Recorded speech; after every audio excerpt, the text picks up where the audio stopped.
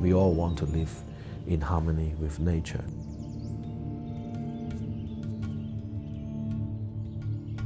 Now, this is really the time. Everyone you ask in this planet would agree that this is not going right and we need to do something about it.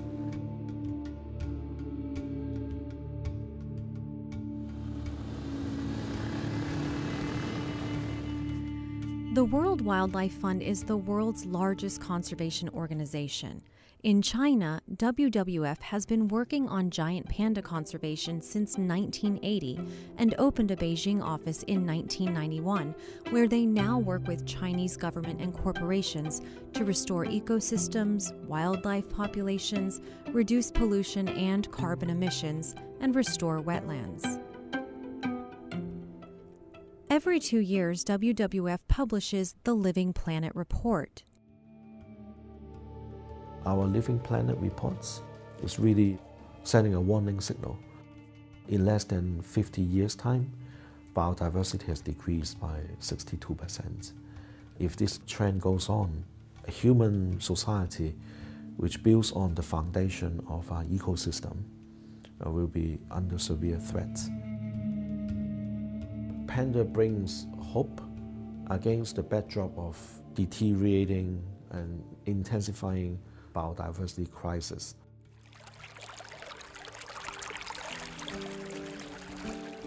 Panda conservation have achieved enormous progress. It is one of the rare iconic animals that have improved its status of being threatened to extinction. Throughout the years, WWF and supporting Chinese government have already set up 67 protected areas for giant panda. So we work quite hard making sure that these protected areas are connected to each other, ensuring that corridors could be built up so that the genetic exchange of giant pandas could be maximized as much as possible. Our aim is really to support the local community to live harmoniously and as guardians, as the first frontline protector of giant pandas.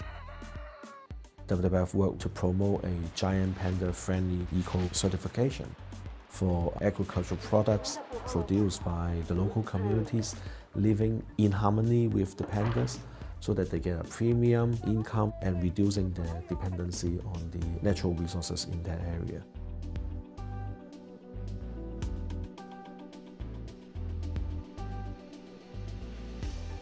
We all want to protect panda. Panda is so lovely, so cute, brings hope, friendly.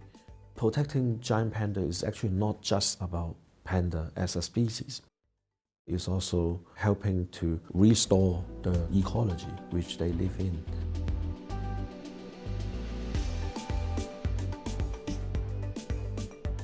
Protecting their habitats is actually bringing biodiversity back to the entire ecosystem.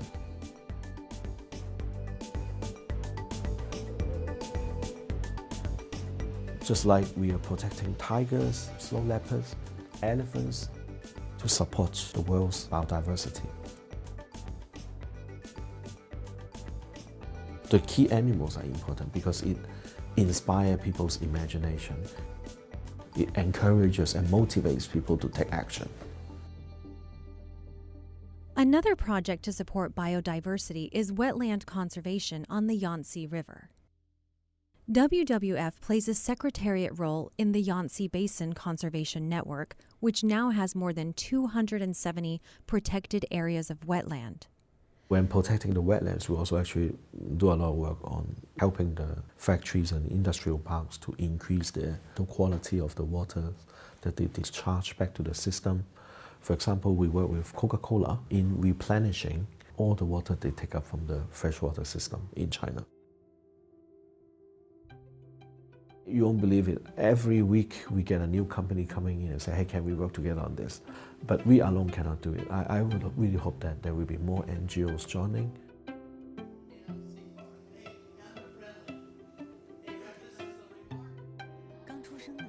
WWF China has launched media campaigns supported by many celebrities and athletes to raise awareness of conservation and protect endangered species by educating about illegal wildlife trade. There's still a lot of work needing to be done.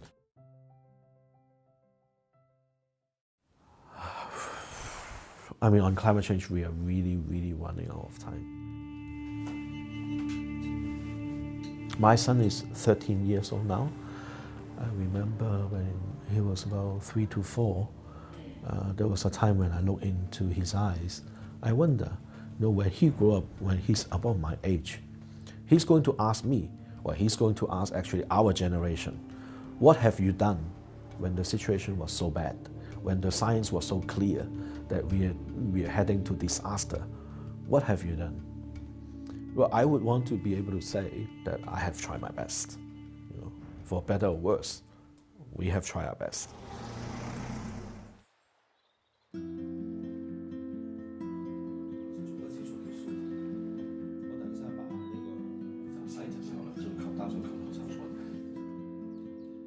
When I was 19 years old, I was in Malaysia in the hot summer of 1992. In Sarawak, in the jungle, I was staying with the indigenous people, learning about their culture, helping them to build roadblocks against loggers, running around in the forest with the kids, bathing in the river. It was really transformational for me. I didn't realize until then, very simple individual action, something we don't even think about it, could and did lead to the destruction of the forest, the habitat, and the home of people who have lived there for hundreds and thousands of years. And the destruction is irreversible. A very young person, 19 years old, that was life transformational. I thought, wow, I would want to do something about it.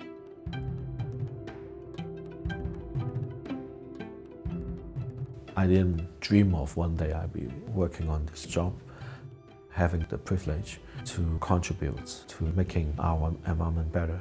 It's really an uplifting experience. After 25 years working in the environment, it's never more hopeful.